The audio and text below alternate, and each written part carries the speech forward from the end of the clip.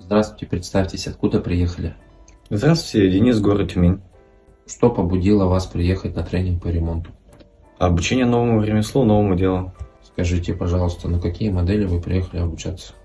ТС-21 и 19 серия. Какие навыки вы приобрели во время прохождения тренинга? Диагностика хэшплат, их ремонт, пайка.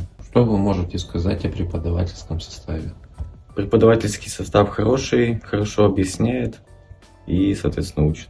Порекомендуете ли вы своим друзьям или знакомым наш курс обучения? Да, порекомендую. Поможет ли вам этот тренинг в дальнейшем развитии? Да, поможет.